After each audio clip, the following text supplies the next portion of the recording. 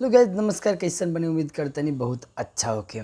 वास्तव में एगो पत्नी कमाली, एगो पति कमाले तो सोचले कि अब घर के आवश्यकता केंगा पूरा होई, ई जग जानता।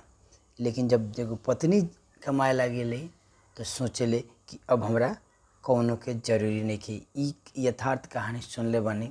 ऐसन अपवाद में समाज में घटना भी घटल बा, वैसन के घटना पर आधारित ई फिल्म बनल बा। एमे चिंटू पांडे मुख्य कास्ट बाड़े तो अपने के यामिनी सिंह भी बाड़ी और भी कास्ट बा लोग।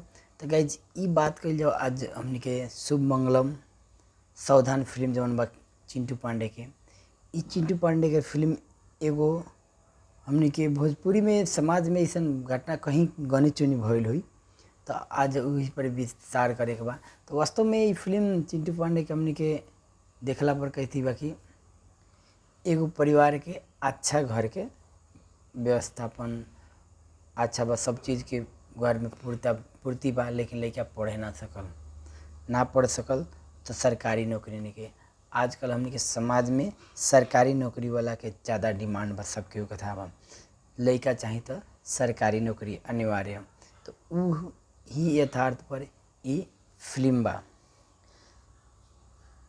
चिंटू पांडे के शादी ला घर के लोग बहुत परेशान हो जाता लोग।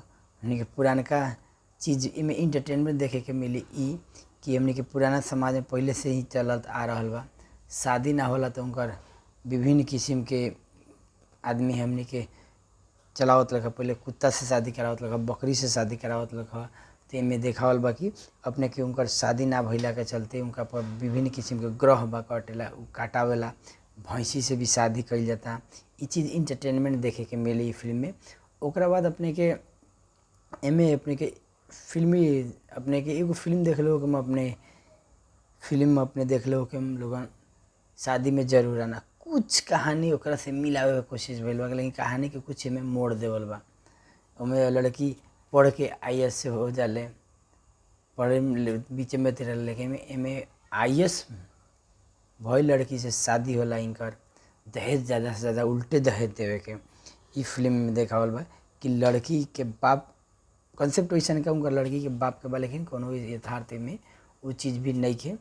तो लड़की के बाप कथी कहला कि अपन लड़की के हम ज़्यादा पढ़ैले बानी तो हमरा दहेज चाही। तो उ व्यू से खुद ही पढ़ल लड़की से शादी करेला। अब चिंटू के घर के परिवार लोग दहेज दे के शादी करला। ई जब लड़की के पता चलला तो लड़की के नाराज हो जाले, फिर भी घर के लोग मनावे ला हटाओ। तो शादी हो जाला। शादी हो गला के बाद में अब बात सही बा कि एगो घर के परिवार में अगर मर्द कमाला तो सोचला कि अब घर के आवश्यकता सब चीज़ पूर्ति होए लगी। लेकिन जब मेहरारू कमाए लगी, बाहर निकले लगी दुनियादारी, वो देखी तो सोची अब हमरा घर के मर्द के जरूरी नहीं है। ऐसन यथार्थ भी बा, ऐसा घटना घटल बा। उ हिसाब से उनका फीलिंग होला। प्लस समाज में उजाली अब कि IAS रहेली, चिंटू रहलन निकम्मा जैसन ही बुझ कि हो रहलन।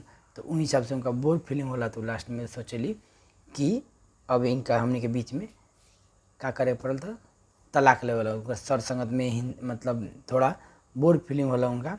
तो वो तलाक लेवे के कोशिश करेली और तलाक लेवे के पेपर देवेली। यही बीच में घटना घट जाला कि कोनो गुंडा से वो रिश्वत में पकड़ा जाली, कुछ अनलीगल चीज़ में उनका डॉक्यूमेंट में साइन करावे के रहला। तो डॉक्यूमेंट साइन ना करेली तो उनका के फंसा देवला, तो उनका नौकरी खारिज होएला। तो एमे चिंटू मदद करलन, ओकरा के पकड़ के ओकरा मार के उ सब मतलब बचावलन। तो उनमें उनका ऐसा लागला कि अब सॉल्व हो जाई कह के, लेकिन फिर भी वो ना मानली। वो चाहेली कि ना हमरा तलाक चाही तो चाही। तो तलाक के पेपर ओके हो जाला। जब सब कुछ हो जाला तब बीच में एगो और घटना घट जाला कि इनका एक्सीडेंट हो जाला। तो उमें का होला कि अपने के मतलब जब आदमी लास्ट चरण में जाला ना, जब ना होला कि गलती के एहसास करता, तो पूरा कितना को सुन ले बानी, बहुत लोग कहानी कहले हो कि आदमी जब मरे लागला तो पूरा गलती याद करे लागला आदमी के। उ हिसाब से फिर देखावल बा कि जब एक्सीडेंट पड़ जाली तब याद आवेला चिंटू के प्यार, माने चिंटू अच्छा बा, व्यक्ति अच्छा से प्यार करेला हमरा के, उनका फील होला। आ तब वो चिंटू के बाँह पकड़ेली, वो लोग के माने प्यार होला। वो हिसाब से इ फिल्म में लास्ट में देखावल बा, लास्ट में हैप्पी एंडिंग बा। फिल्म के 2-3 गो चीज़ बा जौन हम संदेश देवे वाला बा। भोजपुरी के फिल्म के हमनी के का बात बा, सबके लिप पोत के बराबर कर देवे वाला लोग। जितना अच्छा कॉन्सेप्ट बा ओकरा कुछ अच्छा से अगर फिल्म में फिल्मा दी लोग तो बहुत अच्छा बा, लेकिन उतना देखावा ना सकला। हमनी के बॉलीवुड में देखी छोटा छोटा कहानी रहता, लेकिन ओकरा कितना अच्छा से फिल्म आवता लोग कि देखे में आदमी के इंटरटेन समय कट जाता। लेकिन हमनी के भोजपुरी फिल्म में कहानी तो अच्छा बा नु। देखी कहानी अपने के शादी में जरूर आना के भी कहानी इहे बा कि एगो लड़की IAS हो जाती है तो शादी नहीं करत भाग जाती है। कुछ कंसेप्ट उहे बा कि लड़की में IAS रहती है, लड़का निकम्मा रहता, लेकिन ओकर फिल्मावल एकर फिल्मावल बहुत फ़र्क बा। तो ये हमने के भोजपुरी फिल्म में ईसन मने गलती मिस्टेक बा गाइज।